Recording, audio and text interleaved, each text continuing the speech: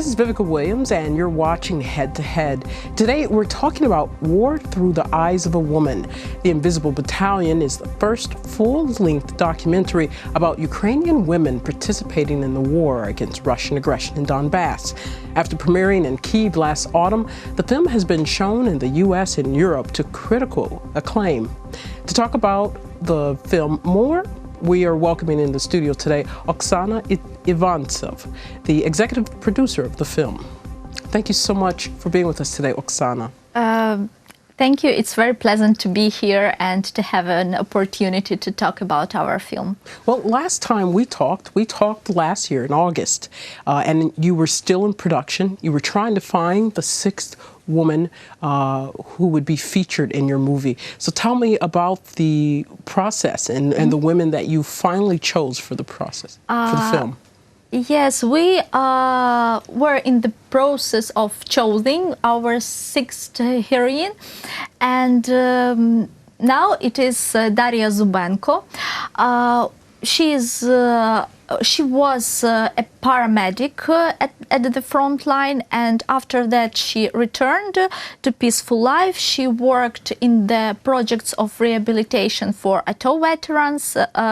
She had an experience before a war being a researcher and sociologist, and now she is back to the service, and she is a soldier in Ukrainian army once again, because after the film she told that she feels like a duty to continue her service. Wow. And the other five women? The other five women, they are Oksana Yakubova. It's a story about rehabilitation after war and about fighting with PTSD. She is a very strong woman, and in this process of this rehabilitation she shared her story. It is Yulia Payevska, who is a paramedic on the front and designer in her peaceful life. It is Olena Bilozerska, who is a sniper in Ukrainian volunteer army. It is Yulia Matvienko, who is a sniper as well, but she is in armed forces, and it is Andriana Susag, who is veteran now. She has a little son, and she helps us a lot with our projects with women veterans as well. So she is engaged in forming a women veteran movement and women veteran network to support each other peer-to-peer. Wow, so this film led to the creation of this network, or what are some of the other things that have come out of this film? Yes, we find out a lot of very interesting issues during filming. One of these is about women veterans, and that they very often they are also invisible to society, because after they came from war they need rehabilitation, and our state can't do it on a good level. So we find out that they need a special support, and at first they need a support of each other. So we have an idea of forming women veteran movement, which is very strong, for example, in Canada, in USA. We had a chance to see how does it work.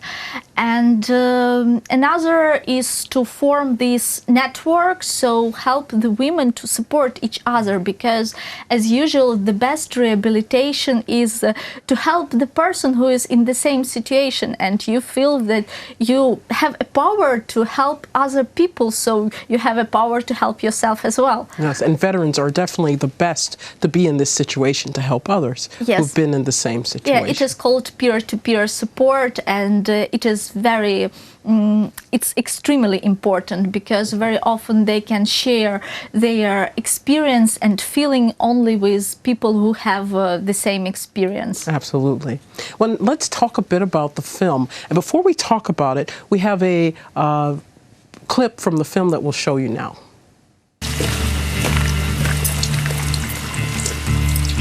Я хочу. Я смогу. Я докажу, что я могу. Женщина имеет право защищать свою страну.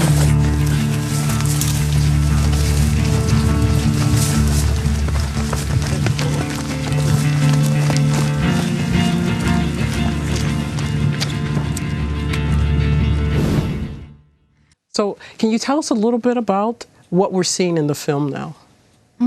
It was a trailer to our film. It was made before our premiere, and it's these 6 stories when every woman has a voice, and she is every of our heroines is talking about what she feels. Something like that, and these different voices, they become one voice. So their experiences during and their time in the war, as well as afterwards, yes, I think, yes. as well. And now we know this premiered here in Kyiv in the autumn. So what happened afterwards? What was the process for getting this film seen around the world? We had very successful premiere in Kyiv, and I'm grateful to everyone who came to support us and to see this film. After that, we have a tour in Ukraine. So we visited a lot of cities, and the activists just asked us to come, and we come and show the film. It's like very simple process, and we showed this film in the world, and it was screened in different parts of the world. So in Vilnius, in Berlin, in Milan, in Shanghai, in USA, Washington, New York, Philadelphia, Chicago, in Canada, Ottawa, Toronto, and a lot of other cities. So I think thousands of people have seen this film already in different countries, and we are planning to show it even to more people all around the world, because it is one of the goals of our film. We want to tell the world that Ukraine on the east is fighting not only for its sovereignty and territorial integrity, it is fighting for democratic values, and Russian aggression threatened to these values all over the world, not only in Ukraine. So it's not only our deal. And the film, this process, Invisible Battalion, it's not just about the film. The film is one part of it. So I know that you have the people in the film, as well as those who produce it, have been involved in activism. You talked about the peer-to-peer, the different organizations. What other things have come from the film? Have there been workshops or things while the heroines are visiting other countries? Yes, our heroines became cultural ambassadors as well, because they visit different countries with our tour, and they meet the audience, they talk, they had a speech in Canadian Parliament, for example, and had an audience with the Ministry of Defense of Canada, with different parliamentals, diplomats, politicians all over the world. So they are doing a great job for Ukrainian informational policy as well, because people believe them. They are not politics. They do not have any ambitions to have some kind of political support, for example, or political bonuses. They are just ordinary people who are evidences of these events, and they can talk about what they have seen, and it is truth, and people know it and feel it. And you guys have even been at the UN as well. Yes, so our Andriana Susak, I guess she was the first Ukrainian women veteran to have a speech during the event in United Nations, because when we were in New York, Ukrainian mission organized an event there. This event was about informational security, propaganda, fake news, and during during this event, Russian representative made a comment that we talk about Russia as a threat to informational security of the world, but Ukraine does not have a freedom of speech because we block Russian TV channels, Russian social networks, and so on. So Andriana decided to reply to this representative, and she told him that she saw what the consequences has Russia propaganda and this brainwashing have. She, when in 2014 she came to Donbass, the local people were afraid of Ukrainian army. They thought that Ukrainian soldiers were going to eat them, and now these people that live in Donbass, they want Russian army to go home, and they came to Ukraine with a great lie. They lied that they are going to protect Russian-speaking people. And her friend who were with us, Yulia Matvienko, she is Russian-speaking sniper from Zaporizhia.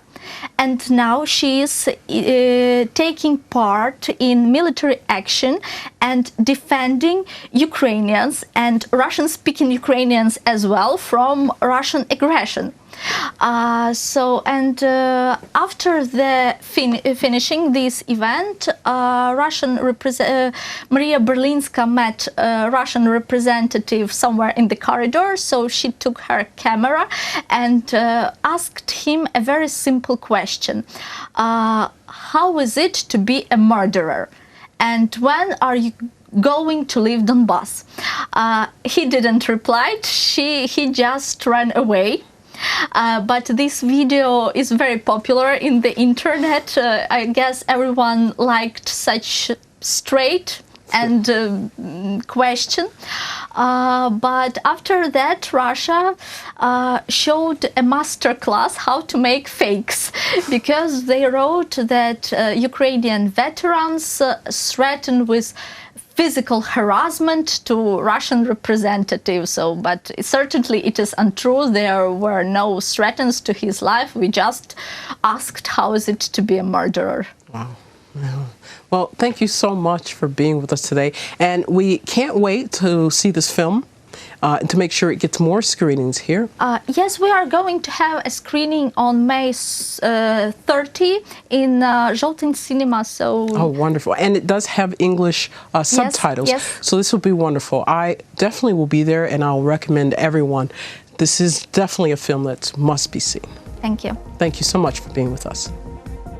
Today we were speaking with Oksana Ivantsiv, the executive producer of the Invisible Battalion. Thank you for watching, and stay tuned with UATV.